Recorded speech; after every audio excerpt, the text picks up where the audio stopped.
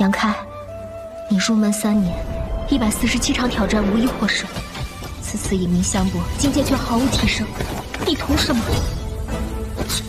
乱柿子，随便你。Halo guys, apa kabarnya hari ini? Masih baik-baik aja kan?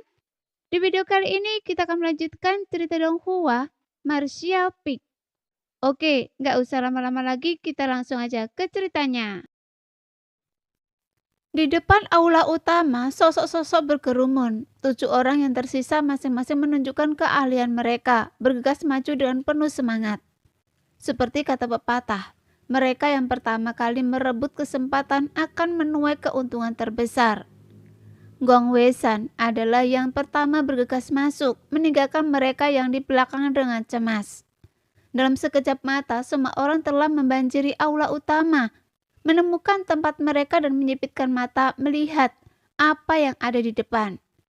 Di sana cahaya yang menyilaukan bersinar, energi spiritual melonjak, seolah-olah harta karun yang tak tertandingi, terkubur selama puluhan ribu tahun, menunggu pemilik barunya. Tepat ketika semua orang masuk, gerbang perlahan menutup kembali, mengeluarkan suara gemuruh yang teredam. Semua orang sedikit terkejut, tetapi dengan cepat kembali tenang, tidak lagi memperhatikan, tetapi malah memindai sekeliling aula untuk menyelidiki. Apa yang mereka lihat adalah gerbang cahaya melingkar di ujung kanan aula. Di dalam gerbang, aura berkabut mengalir, cahayanya berkedip dan menghilang, energi spesial berfluktuasi. Tujuannya tidak diketahui. Satu pandangan saja sudah cukup untuk memikat jiwa. 30 kaki di depan mereka berdiri sebuah platform tinggi. Di platform itu, beberapa benda dengan berbagai bentuk dan ukuran dipajang dengan tenang. Ini adalah... Setelah melihat benda-benda di platform itu, wajah semua orang berseri-seri karena terkejut dan serakah. Hanya ada 5 benda. Sebuah perisai oval hitam. Permukaannya diukir dengan naga dan ponik dengan rute rumit yang muncul dan menghilang. Sangat misterius. Sebuah benda seukuran ceri menyerupai setetes air, sebuah entitas aneh yang memancarkan cahaya 7 warna, selembut air yang mengalir. Sebuah pil yang menyerupai ramuan tetapi bukan. Sebuah manik bulat seukuran mata naga, berwarna merah menyala, 5 harta karun secara total. Semuanya diletakkan di platform, masing-masing diselimuti oleh penghalang cahaya setengah lingkaran yang terlihat, membuatnya tampak seolah-olah sebuah mangkok tak terlihat telah diletakkan di platform. Tatapan semua orang menyapu kelima harta karun itu, akhirnya tertuju pada penghalang cahaya setengah lingkaran lainnya. Di sini, sepertinya ada harta karun lain sebelumnya, tetapi karena suatu alasan harta karun itu hilang. Dengan kata lain, awalnya ada 6 harta karun di platform ini, tetapi sekarang, anehnya, hanya 5 yang tersisa. 1 lagi telah direbut oleh orang lain. Kongki menelan ludah menatap perisai oval gelap itu dan berkata dengan susah payah, "Ini mungkin harta karun kaisar palsu. Saya bahkan bisa merasakan jejak kekuatan kaisar darinya."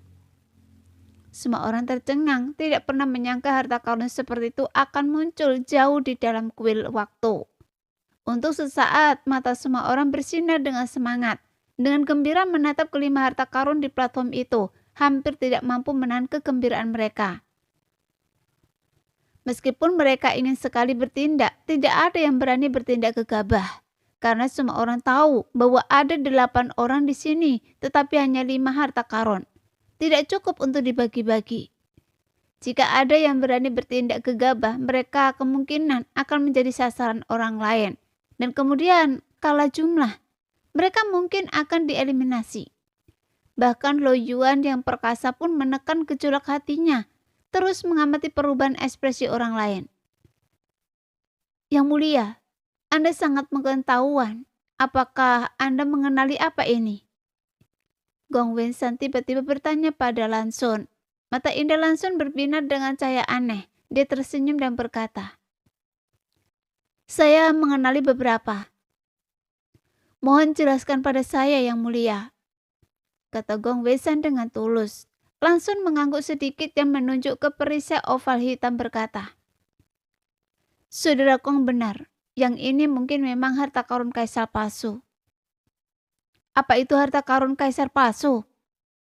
tanya Yang Ke, tidak menyadari pertanyaan itu. Mendengar ini semua orang menatapnya dengan aneh. Mereka tampak tidak percaya bahwa seseorang tidak mengetahui pertanyaan mendasar seperti itu. Namun Bian Yuking mengerti bahwa Yang Ke memang tidak tahu apa-apa. Bagaimanapun juga dia adalah seorang seniman bela diri dari wilayah bintang tingkat rendah. Jadi dia dengan ramah menjelaskan kepadanya. Harta karun kaisar tidak dipalsukan. Anda seharusnya tahu itu kan? Yang Ke mengangguk sedikit. Kelahiran sebuah harta karun kaisar itu membutuhkan bertahun-tahun penyempurnaan dan pemeliharaan oleh para seniman bela diri. Hanya setelah seorang seniman bela diri mencapai alam kaisar, menggunakan kehendak kaisar mereka untuk memadatkan harta rahasia dan menanamkannya dengan pemahaman mereka sendiri tentang do surgawi dan do bela diri, barulah harta kaisar dapat lahir. Beberapa kultivator alam kaisar gagal memurnikan harta rahasia mereka sesuai keinginan karena berbagai alasan, tetapi kekuatan harta itu tidak hilang. Bahkan kekuatannya meningkat. Harta rahasia yang lahir dalam keadaan ini adalah harta kaisar semu. Ia melampaui tingkat harta rahasia tingkat sumber do, tetapi tidak mencapai tingkat harta kaisar. Itu adalah semacam produk setengah jadi. Bian Yuking berkata dengan lembut, ekspresinya solemn. Harta kaisar semu yang baik tidak lebih buruk daripada harta kaisar biasa, tetapi beberapa harta kaisar semu hanya sedikit yang lebih baik daripada yang tingkat sumber do. Jadi begitu, Yang Ke berkata dengan ekspresi mengerti. Bian Yuking melanjutkan. Namun, ini adalah harta karun pertahanan. Meskipun itu harta karun kaisar semu, itu sangat langka. Nilainya jauh melampaui harta karun sumber do tingkat tinggi. Jika seseorang memadatkan perisai ini, saya khawatir tidak ada seorang pun di bawah alam kaisar yang mampu menembus pertahanan. Ini benar-benar barang yang luar biasa. Yang Ke menggema. Tatapannya ke arah perisai semakin bersemangat. Meskipun dia memiliki banyak harta karun kaisar, dia kekurangan harta karun pertahanan.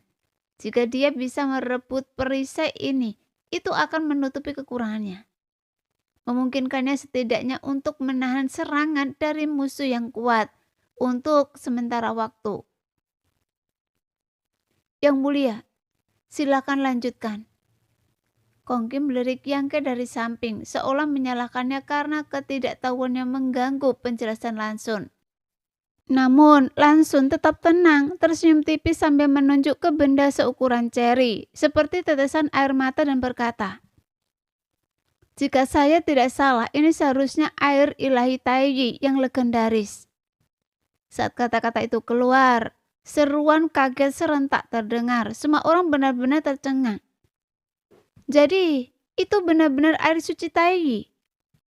Ekspresi Gong Wei-san berkedip, seolah-olah dia punya dugaan tetapi tidak yakin. Tetapi setelah mendengar kata-kata Lansun, dia langsung yakin. Murong Xiu-Xiu berseru kaget. "Maksud Anda air suci Taiyi, jenis yang dapat membuat ramuan spiritual tumbuh dengan cepat hanya dengan setetes?" "Benar." Lansun tersenyum dan mengangguk. Entah untuk menghormati Yang Ke atau tidak, dia perlahan menjelaskan. Air suci Taiyi hanya satu tetes dapat membuat ramuan spiritual apapun tumbuh hingga 1000 atau bahkan 10.000 tahun dalam waktu yang sangat singkat. Dan kali ini hanya 1 bulan. Yang Ke menelan ludah dan bertanya, "Apakah Yang Mulia maksud jika zat ini diteteskan ke ramuan spiritual, ramuan itu dapat mencapai usia 10.000 tahun dalam sebulan?" "Tepat sekali." Lansun mengangguk dan berkata dengan tenang. Meskipun air suci Taiyi bukan termasuk di antara 3 air suci agung, dalam hal khasiat dan efek, air ini seringkali jauh lebih berharga daripada 3 air suci agung. Saya hanya pernah melihat beberapa tetes air suci Taiyi ketika masih muda, jadi saya mengenalinya. Jika seorang lain mengatakan mereka pernah melihat air suci Taiyi, mungkin akan skeptis. Tetapi ketika kata-kata ini datang dari Lansun, ceritanya berbeda. Mengingat status posisi dan bahkan latar belakangnya, dia tidak akan berbohong seperti itu. Jika dia mengatakan dia pernah melihatnya, maka dia benar-benar pernah melihatnya. Hati Yang Ke langsung berdebar kencang karena kegembiraan. Di dalam mistisnya yang kecil, bahkan dengan tanah yang begitu berat, laju pertumbuhan-tumbuhan spiritual yang 100 kali lebih cepat. Dengan kata lain, dibutuhkan 1 tahun bagi satu tumbuhan spiritual untuk tumbuh hingga berusia 100 tahun. Tetapi air suci Taiyi ini dapat membuat tumbuhan spiritual mencapai usia 10.000 tahun hanya dalam 1 bulan. Perbedaannya sungguh tak terbayangkan. Jika setetes air suci Taiyi ini diserap oleh pohon emas dan perak, bukankah pohon aneh bernama Chang ini akan mendapatkan kekuatan penyegelan 10.000 tahun lebih banyak? Dengan kekuatan penyegelan sebanyak itu, dia dapat melepaskan segel di perutnya kapan saja dan melawan musuh-musuh kuat tanpa khawatir. Pada saat itu, dia hanya perlu menggunakan kekuatan pohon Chang untuk menyegel kembali energi iblis dan pikirannya. Air suci Taiyi adalah sumber dari semua air. Kegunaannya tidak terbatas pada ini. Jika seorang seniman bela diri yang mengkultivasi teknik berbasis air atau memiliki fisik atribut air menyerapnya, manfaatnya akan tak terukur. Terlebih lagi, ia juga dapat digunakan untuk memurnikan harta karun berbasis air dengan kegunaan yang tak terbatas. Penjelasan Lansun berlanjut. Gong Wei Shan perlahan menghela nafas, menggenggam tangannya dan berkata, "Saya telah belajar banyak. Terima kasih Yang Mulia." Yang Mulia cukup baik untuk menjelaskan hal-hal ini kepada Anda, jadi jangan tidak berterima kasih nanti. Xiao Chen mencibir dari samping, namun semua orang mengabaikannya. Lansun kemudian menunjuk ke harta karun yang memancarkan cahaya 7 warna, mengalir seperti air dan berkata, "Saya tidak perlu menjelaskan ini kan? Kalian semua tidak mengenalinya." Wajah Kongqi berkedut dan dia berkata dengan suara serak, "Mungkinkah ini aura kekaisaran?" Ini tidak diragukan lagi adalah aura kekaisaran. Gong Wei Shan tampaknya juga telah melihatnya dan berkata dengan suara dalam. Langsung tersenyum tipis dan berkata, "Benar, ini adalah aura kekaisaran. Jika Anda memilikinya, Anda dapat menggabungkannya dengan harta rahasia terkait erat dengan diri Anda sendiri. Dan seiring waktu, sangat mungkin sebuah harta kekaisaran akan lahir." Aura kekaisaran adalah kunci kelahiran harta kekaisaran. Aura ini dipadatkan oleh seorang ahli alam kaisar yang kuat dan digabungkan ke dalam harta rahasia. Jika berhasil, ia menjadi harta kekaisaran. Jika gagal, harta rahasia itu akan rusak atau menjadi harta kekaisaran semu.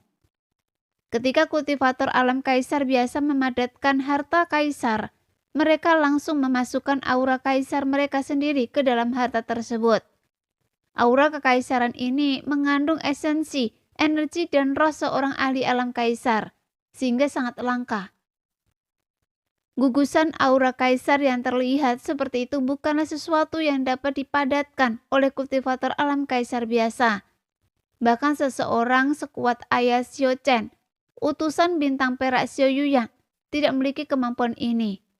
Hanya ahli alam kaisar tingkat 3 yang dapat mencapai ini. Memadatkan gugusan aura kaisar merupakan kerugian yang signifikan bagi seorang ahli alam kaisar. Membutuhkan setidaknya 100 tahun kultivasi yang berat untuk pulih. Oleh karena itu, dalam keadaan normal, seorang ahli alam kaisar tingkat ketiga tidak akan memadatkan dan menampilkan aura kaisar mereka. Namun kuil waktu memilikinya. Benda ini pada dasarnya berbeda dari perisai hitam.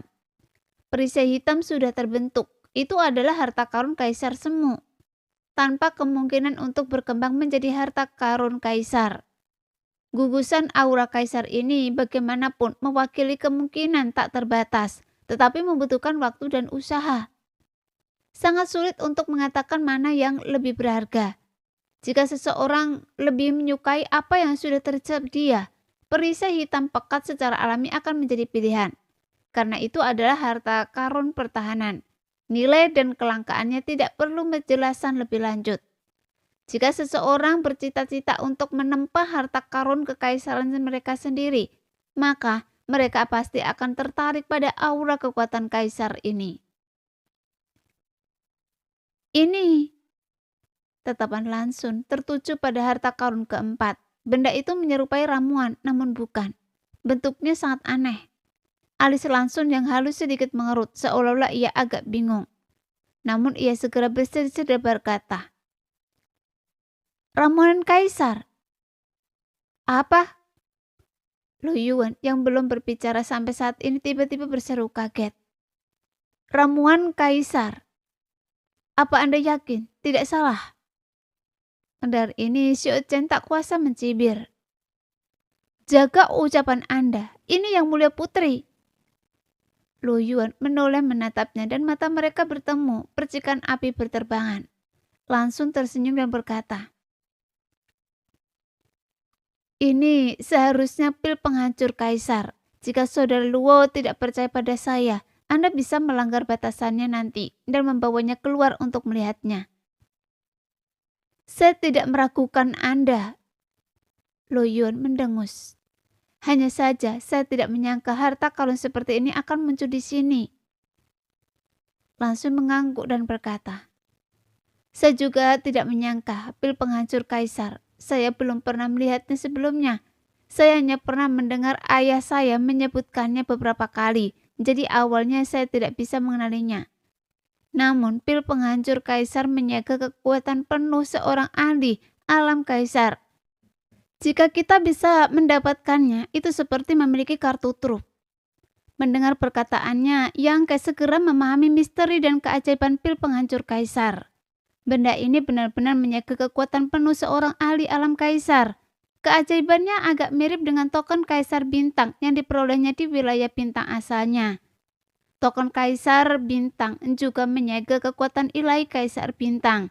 Semua yang hadir adalah seniman bela diri di alam Sumberdo.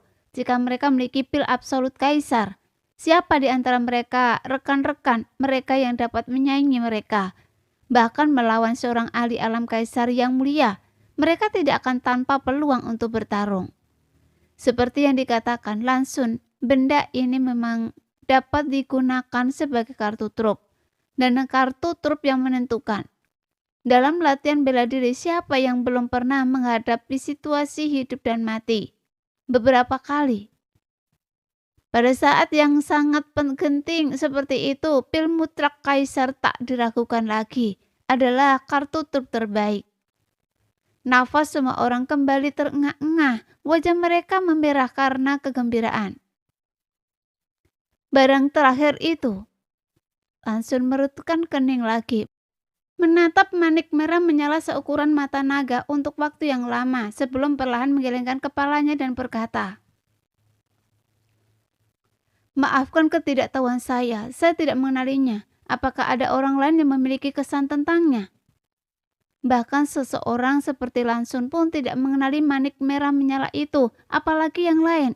Yang semuanya menggelengkan kepala, menunjukkan bahwa mereka belum pernah melihatnya sebelumnya. Lansun tersenyum tipis dan berkata, "Terlepas dari apapun itu, karena diletakkan di sini bersama barang-barang lain, mungkin itu luar biasa." Kata-katanya bukan tanpa dasar. Dari 5 barang yang dipajang di platform, ada harta karun kaisar semu defensif, setetes air ilahi Taiji, sebagian aura kaisar, dan 1 pil pembunuh kaisar. Masing-masing tidak bernilai harganya, dan hampir punah. Dari segi ini saja sulit untuk mengatakan nama yang lebih unggul. Tidak ada alasan mengapa benda kelima itu tidak berguna. Manik merah menyala ini setidaknya setara dengan harta karun lainnya. Hanya saja tidak ada yang tahu tujuannya.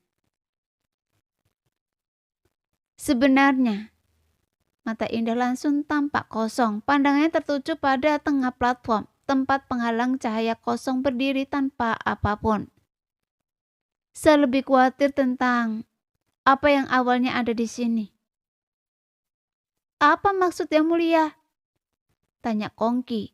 Lansun berkata, di dalam penghalang ini masih terdapat kekuatan tingkat kaisar yang sangat kuat.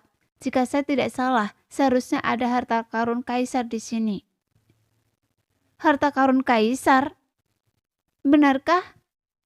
Tidak mungkin. Bahkan mereka yang hadir yang telah menyaksikan badai yang tak berhitung jumlahnya terkejut. Mereka juga tercengang. Harta karun kekaisaran bukanlah sesuatu yang bisa didapatkan dengan mudah, dan mereka tidak bisa menahan diri untuk berseru kaget. Tidak salah lagi, Lansun berkata dengan percaya diri, dan beberapa saat yang lalu harta karun kekaisaran ini ada di sini, tetapi entah mengapa tiba-tiba menghilang. Kalau tidak, kekuatan kekaisaran yang tersisa tidak akan begitu jelas. Ada yang datang lebih dulu dari kita. Wajah Gong Wei-san memerah. Sialan, siapa yang mendahului kita? Kongki mengumpat dengan marah, langsung mengelengkan kepalanya. Seharusnya tidak begitu. Jika seseorang benar-benar mendahului kita, mengapa hanya mengambil satu harta karun? Sisanya adalah harta karun langka. Tidak ada alasan untuk melepaskannya. Selain itu, pembatasannya belum rusak. Lalu, apa yang terjadi? Kongki benar-benar bingung. Saya juga tidak tahu. Langsung tersenyum tak berdaya. Saat mereka berbicara, Yangke tanpa sadar teringat jubah awan ponik. Mengingat aura kekaisaran yang terpancar dari Zhang Roshi saat mengenakannya dan merasakan aura yang masih tersisa di mimbar tinggi itu. Yangke segera terbatuk dan berkata, terlepas dari apakah benar ada harta kekaisaran di sini, karena sudah hilang, itu berarti kita tidak ditakdirkan untuk memilikinya. Mari kita bicarakan bagaimana cara mendistribusikan barang-barang yang tersisa. Kata-katanya langsung menciptakan suasana tegang, dengan semua orang secara halus menyalurkan energi sumber mereka, menjaga jarak dan yang lainnya. Tatapan mereka waspada dan serius. Ada 5 harta tetapi 8 orang. Ini jelas tidak dapat didistribusikan secara merata. Dan beberapa pasti tidak akan mendapatkan apa-apa. Mereka semua adalah orang-orang terpilih. Semua individu yang kuat dan tidak ada yang ingin pergi dengan tangan kosong. Tuan-tuan, Xue Zhen tiba-tiba berkata sambil tersenyum. Saya punya saran. Saya ingin tahu apakah Anda bersedia mendengarnya. Kongki tidak tahu masalah apa yang sedang direncanakan Xue Zhen, tetapi karena dia sudah berbicara, dia tidak bisa menghentikannya. Jadi dia hanya bisa mengiyakan saja, sambil berkata, Saudara Xio, rencana bagus apa yang Anda punya? Mengapa Anda tidak memberitahu kami?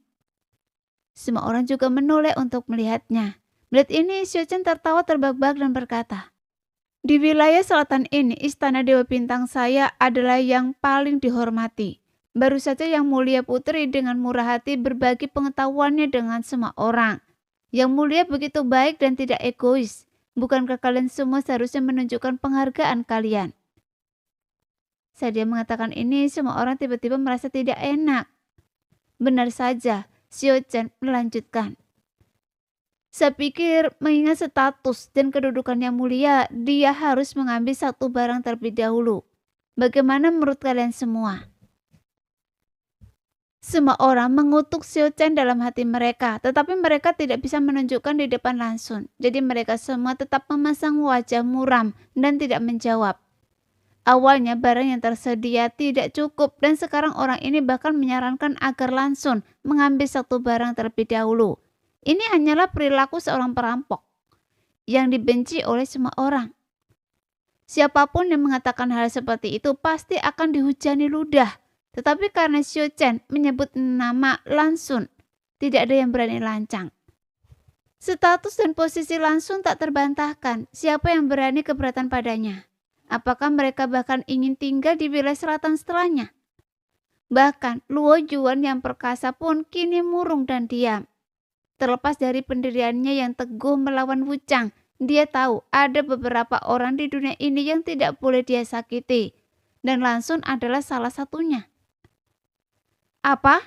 Apakah kalian semua berpikir saran saya tidak pantas? Su Jin menggunakan pengaruhnya sebagai tameng, melihat semua orang diam dan mendengus dingin. Atau mungkin kalian semua meremehkan istana Dewa Bintang saya? Tuduhan ini segera membuat Kong Qi menatap Xiu Chen dengan tatapan sinis sambil mengutuk leluhurnya selama 18 generasi dalam hati. Ini Murong Xiu yang berhati baik melihat suasana canggung dan setelah mengucapkan sepatah kata pun tidak tahu bagaimana meredakan ketegangan. Wajahnya memerah karena cemas. Semua orang tetap diam, tidak berkomentar. Yang kan mengamati ekspresi Lansun, memperhatikan alisnya yang sedikit berkerut, tampak tidak senang. Dia tahu ini bukanlah sesuatu yang telah disepakati Lansun dan Xiu Chen, melainkan keputusan Xiu Chen sendiri. Dia memiliki kesan yang baik tentang Lansun. Jika dia benar-benar bermaksud menggunakan wibawa Kaisar Agung dan Istana Dewa Bintang untuk merebut harta karun secara paksa, mungkin tidak ada yang bisa berbuat apa-apa. Tetapi dengan melakukan itu, citra Lansun kemungkinan akan mengalami pukulan yang signifikan. Selain itu, meskipun barang-barang di atas platform itu tidak diragukan lagi sangat berharga, mengingat status Lansun, dia mungkin bahkan tidak peduli. Perisai hitam itu sama sekali tidak berguna baginya, karena dia sudah memiliki harta kekaisaran pertahanan yang dianugerahkan oleh Kaisar Agung. Air suci Taiyi juga tidak berguna baginya. Istana Dewa Bintang memiliki ramuan dan obat-obatan spiritual yang tak terhitung jumlahnya dari berbagai zaman. Mengapa dia membutuhkan air ilahi Taiyi untuk mempercepat pertumbuhan mereka? Adapun jimat kekaisaran, dia baru berada di tingkat pertama alam sumber Do, jadi tidak berguna baginya. Dan pil absolut kekaisaran, jika dia benar-benar menginginkannya, dia hanya perlu memohon kepada Kaisar Bulan Terang. Dan dia pasti akan memurnikan beberapa untuknya. Lagi pula kekuatan Kaisar sangat besar dan dia tidak takut menghabiskan ratusan tahun kultivasi. Tepat ketika suasana menjadi tegang, Lansun tiba-tiba tersenyum dan berkata, "Karena semua orang tidak keberatan, maka saudara Xiu Chen dan saya akan mengambil satu terlebih dahulu." Gong Wei Shan mengangkat alisnya seolah memahami makna yang tak terucapkan dan menatap Lansun dan heran. Namun keterkejutannya dengan cepat berubah menjadi lega dan dia tersenyum tipis. Kong Qi merutkan kening sejenak lalu memahami makna di balik kata-kata Lansun dan mengangguk sambil tersenyum kemudian berkata, "Jika Yang Mulia ingin mengambil satu terlebih dahulu, tentu saja saya tidak keberatan." "Saya tidak keberatan?" Ben Yukin segera ikut campur. Semua yang hadir cerdas, meskipun maksud Lansun mirip dengan Xiu Chen, niat mereka sama sekali berbeda. Bagaimana mungkin mereka tidak mengerti? "Dan Anda?" Lansun menoleh ke arah Luo Yuan dan yang lainnya. "Yang Mulia, silakan lakukan sesuka Anda. Saya mungkin tidak mempercayai orang lain, tetapi saya mempercayai Yang Mulia." Lansun mengangguk sedikit. "Terima kasih atas kebaikan Anda, Saudara Luo." Karena Luo Yuan telah menyampaikan pendapatnya, Yang Ke dan Murong Xiu tidak keberatan lagi. Saat semua orang mengangguk setuju, Xiu Chen menjadi cemas. Matanya memerah saat dia berkata, "Yang Mulia." Senyum Lansun menghilang dan dia menatapnya dingin, berkata, "Saudara Xiu Chen, karena semua orang tidak keberatan, saya akan merepotkan Anda untuk melakukan perjalanan dan mengambil apa yang menjadi milik kita." Pada saat ini matanya yang indah berkedip dan dia melihat ke arah platform tinggi dengan santai menunjuk, berkata, "Ambil harta karun Kaisar Semu." Sulit untuk menilai nilai kelima harta karun itu karena kebutuhan setiap orang berbeda. Kegunaan kelima benda ini juga berbeda. Namun bagi Lansun, benda yang paling tidak berharga dari kelima benda itu tak diragukan lagi adalah perisai harta karun Kaisar Semu. Karena benda ini sama sekali tidak berguna baginya. Bahkan manik merah menyala yang tidak diketahui tujuannya itu pun mungkin merupakan barang langka. Mungkin sedikit berguna baginya. Namun dia tetap memilih harta karun kekaisaran Semu itu. Pilihan Lansun jelas mengirimkan sinyal yang berbeda. Meskipun dia tidak ingin menggunakan kekuatannya untuk mengintimidasi orang lain, dia juga tidak ingin pulang dengan tangan kosong. Terlepas dari apakah barang-barang itu berguna baginya atau tidak, dia telah sampai sejauh ini melalui kemampuannya sendiri, dan dia pantas mendapatkan bagian dari rampasan perang. Dengan kekuatan dirinya dan Xiao Chen, mereka benar-benar berhak untuk merebut setidaknya satu barang. Tetapi dia tidak ingin benar-benar berkonflik dengan orang lain, bertarung sampai mati untuk sesuatu yang tidak berguna. Jadi dia hanya memilih satu secara acak sebagai hadiah. Dengan cara ini, dia telah memberikan penjelasan kepada diri sendiri dan orang lain. Yang mulia, Xiao Chen memanggil dengan suara berat, seolah ingin mengatakan sesuatu lagi. Namun wajah Lan Xun acuh tak acuh, dan dia dengan tenang berkata, "Saudara Xiao Chen, apakah Anda ingin saya mengambilnya sendiri?" Mendengar itu, hati Xiao Chen mencengkam. Dia menyadari bahwa jika dia terus mengganggunya, dia mungkin benar-benar membuat Lan Xun tidak senang. Dia segera menggetakkan giginya, memaksakan senyum dan berkata, "Kalau begitu, Yang Mulia, mohon tunggu sebentar, saya akan segera kembali." Sambil berbicara, dia melompat ke platform tinggi. Beberapa orang maju untuk mengintai bahaya di platform, sementara yang lain tetap waspada. Untungnya, selain batasan yang menyelimuti berbagai harta karun, tidak ada jebakan atau bahaya di platform. Xiao Chen berdiri di depan perisai harta karun Kaisar Semu, sedikit rasa kesal terlihat di wajahnya. Tetapi dia hanya bisa memanggil pedang panjangnya, menyalurkan energi sumbernya untuk menebas batasan setengah lingkaran terbalik di platform. Meskipun dia tidak menggunakan kekuatan penuhnya, dia menggunakan setidaknya setengahnya, dan itu adalah serangan yang didorong oleh amarah, sehingga kekuatannya luar biasa. Kilatan cahaya muncul di pedang panjangnya saat mengenai penghalang cahaya, tetapi penghalang cahaya itu sangat kokoh. Itu hanya sedikit penyok karena kekuatan dan serangan yang sangat besar sebelum memantul kembali tanpa kerusakan. Melihat ini, semua orang terkejut, kagum akan kekuatan pembatasan tersebut sambil menghitung berapa banyak kekuatan yang mereka butuhkan untuk menembusnya dan merebut harta karun itu. Serangan Xiao Chen gagal, tampaknya kehilangan muka. Dia menyarungkan pedang panjangnya, mengayunkannya dan perlahan mengucapkan mantra. Bunga plum tersembunyi di salju, keharumannya tercium secara alami. Segera pedang itu berkelebat dan bunga plum muncul. Sebuah jurus mematikan yang kuat dilepaskan, namun tetap puitis dan indah. Aroma yang pesona tercium, melekat di hidung semua orang, dan bunga plum tiba-tiba berubah menjadi kunang-kunang yang tak terhitung jumlahnya. Dengan ganas memborbadir penghalang cahaya. Getaran hebat muncul dan cahaya pada penghalang berkedip liar. Meskipun warnanya perlahan meredup, masih belum ada tanda-tanda tembus. Wajah Xiao Chen memerah karena marah. Dia memutar pedang panjangnya lagi dan jurus ekstrim lainnya muncul. Bulan sabit membalik cermin surga. Teknik pedang indah lainnya dilepaskan. Kekuatan dasar terus-menerus memborbadir penghalang cahaya. Sebuah retakan akhirnya muncul di penghalang cahaya. Melihat ini, Xiao Chen dengan ganas menyalurkan kekuatan sumbernya. Dia menusukkan pedangnya ke depan. Dengan suara keras, penghalang itu hancur total. Xiao Chen meraih perisai harta karun Kaisar Semu, melompat turun dan mendarat dengan anggun di samping Lan Xun. Kemudian dia berkata, "Yang Mulia, saya sudah mendapatkannya." Lan Xun mengangguk sedikit, tidak melihat perisai harta karun Kaisar Semu, tetapi tersenyum dan berkata kepada yang lain, "Baiklah, saya akan pamit sekarang. Semuanya, semoga beruntung." Dengan itu dia berbalik dan berjalan menuju portal cahaya berdiri di sisi kanan aula. Meskipun Xiao Chen dipenuhi rasa kesal, dia tidak punya pilihan selain mengikuti Lan Xun dari dekat. Sebelum pergi, dia menatap tajam ke arah yang lain, seolah-olah mengatakan bahwa mereka beruntung kali ini.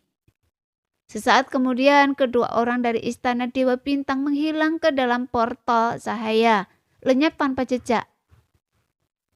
"Yang Mulia, cukup bagus." Setelah hening sejenak, Kong Qi tiba-tiba berbicara. "Ya." Gong Wensan mengangguk setuju. Dia memang putri Kaisar Agung. Kemurahan hati dan sikapnya melampaui orang biasa. membuat saya merasa malu. Anda memang seharusnya merasa malu. Kongki menatapnya dengan ekspresi kesal.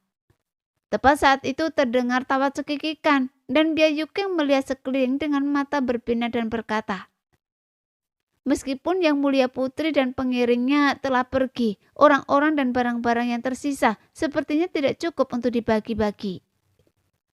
Di platform tinggi awalnya ada 5 harta karun, tetapi sekarang perisi harta karun kaisar palsu telah diambil.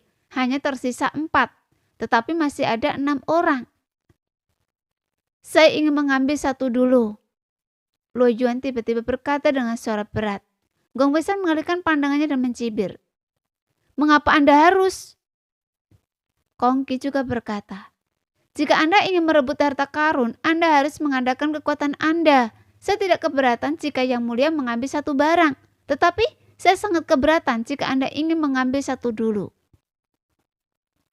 Sekte 8 arah milik Luo Yuan hanya dianggap sebagai sekte tingkat menengah di seluruh wilayah selatan. Sementara Kongki berasal dari persekutuan pedagang 7 cahaya.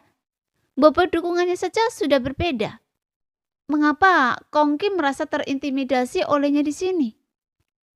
Luo Yuan tersenyum angkuh, tatapan dinginnya menyapu semua orang dan berkata, "Siapapun yang tidak yakin bisa datang dan mencoba." Ekspresi dingin muncul di wajah Kongki dan dia perlahan mengangguk dan berkata, "Sikap teman ini benar-benar membuat saya tidak senang. Saya berniat belajar dari keahlian Anda, tapi Anda tidak tahu." "Bajingan, apa yang Anda lakukan?"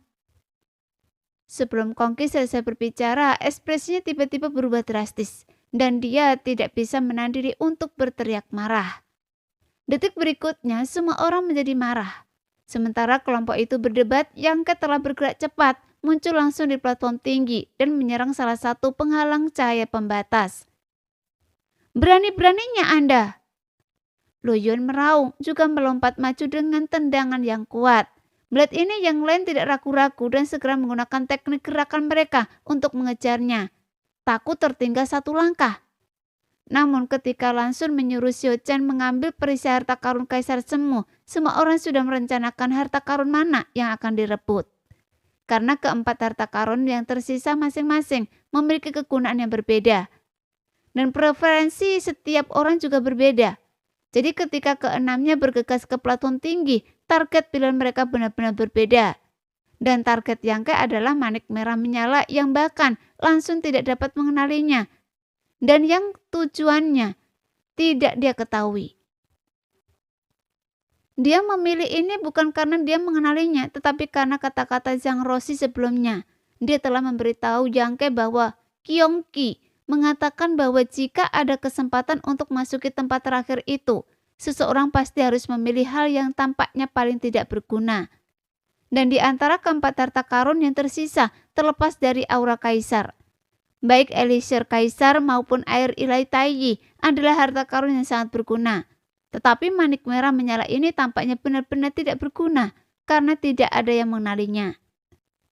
Kongki adalah roh suci dan dia bahkan menghadiahkan Zhang Roshi jubah awan berwarna ponik. Tidak ada alasan baginya untuk mencoba menipunya dengan kata-kata seperti itu. Oleh karena itu, target Yang Ke selalu adalah manik merah menyala ini. Pilihannya juga disengaja menghindari yang lain. Tidak ada yang tertarik pada manik itu. Meskipun mereka merasa itu pasti luar biasa, merebutnya secara gegabah belum mengetahui efek spesifiknya. Mungkin akan menjadi kerugian. Dan bagaimana jika itu tidak berguna? Karena itu kelima orang yang tersisa memfokuskan perhatian mereka pada 3 harta karun lainnya. Di antara mereka, Luo Yuan dan Kongki mengincar pil mutlak Kaisar. Pemikiran mereka sederhana. Pil mutlak Kaisar menyegel serangan penuh dari seorang ahli alam Kaisar. Itu adalah harta trup terkuat mereka. Memilikinya berarti memiliki sarana untuk menyelamatkan hidup mereka. Selama mereka masih hidup, selalu ada harapan. Bian Yuqing dan Kong Bensan di sisi lain memilih esensi Kaisar. Ini adalah sumber yang dapat digunakan untuk memurnikan harta karun Kaisar. Nilainya tak terukur. Murong Xiao awalnya berniat untuk merebut pil Mutlak Kaisar, tetapi setelah melihat bahwa target Lo Yuan sama dengan targetnya, dia menggertakkan giginya dan segera berubah arah. Dia bergegas ke air ilahi Tai yang tak terlihat dan langsung mulai mematahkan batasan. Xiao Baiyi pernah mengatakan kepadanya bahwa ketika sendirian, dia tidak boleh terlibat konflik dengan Lo Yuan karena dia sangat berbahaya. Dan bahkan Xiao Baiyi tidak yakin bisa mengalahkannya. Murong Xiao sangat patuh dan tentu saja tidak akan melanggar instruksi Xiao Baiyi. Sekarang keenamnya segera terpecah menjadi beberapa kelompok. Selain Yang Ke dan Murong Xiao yang masing-masing menerobos batasan, keempatnya bertarung berpasangan. Pertempuran antara Kongqi dan Lo Yuan sangat sengit. Keduanya tidak mau menyerah. Terus-menerus saling bertukar pukulan sambil menggunakan metode masing-masing untuk merobos batasan. Hal ini menciptakan pemandangan kacau di platform. Dengan energi spiritual berputar-putar di sekitar mereka. Adapun Bian Yuqing dan Gong Wensan. Gong Wensan, seperti yang diharapkan dari seorang ahli formasi, segera memanggil tablet formasi setelah mendarat di platform. Tablet itu bergelombang keluar, berubah menjadi asap yang menyelimuti lokasinya, termasuk Bian Yuqing. Tidak ada yang bisa melihat apa yang terjadi di dalamnya. Namun, setelah terjebak di dalam tablet formasi lawan, Yang Ke memperkirakan bahwa Bian Yuqing kemungkinan besar tidak dapat diselamatkan dan hanya bisa meratapi nasibnya dalam diam. Adegan Xiao Chen menerobos batasan masih terbayang jelas di benak mereka. Semua orang tahu bahwa menghalang ini sangat kuat dan bukan sesuatu yang mudah ditembus. Jadi mereka tentu saja mengerahkan seluruh kemampuan mereka. Yang Ke langsung melepaskan teknik rahasia transformasi naga, mengaktifkan ki pedang 5 elemen abadi, mengubah tangannya menjadi cakar naga, dan dengan ganas menghantam penghalang cahaya yang membatasi. Bahkan tanpa gangguan dia mencoba 5 kali sebelum akhirnya berhasil menembus penghalang tersebut. Setelah penghalang hancur, Yang Ke mengambil manik merah menyala dan melemparkannya ke cincin spesialnya. Dia berbalik dan melihat Lo Yuan dan Kongqi terlibat dalam pertempuran sengit. Tangan mereka saling berebut energi sumber di samping pembatas pil Mutlak Kaisar. Tangan mereka yang lain juga sibuk, menggunakan berbagai metode untuk menembus batasan tersebut. Cahaya penghalang tampak memudar, seolah-olah akan segera hancur.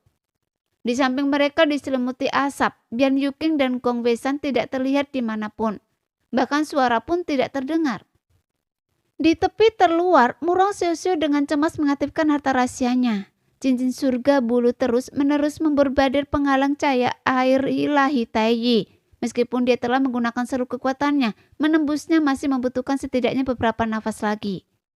Melihat ini, sosok Yang Ke menjadi kabur dan dia muncul tepat di samping Murong Xiao. Adik Yang.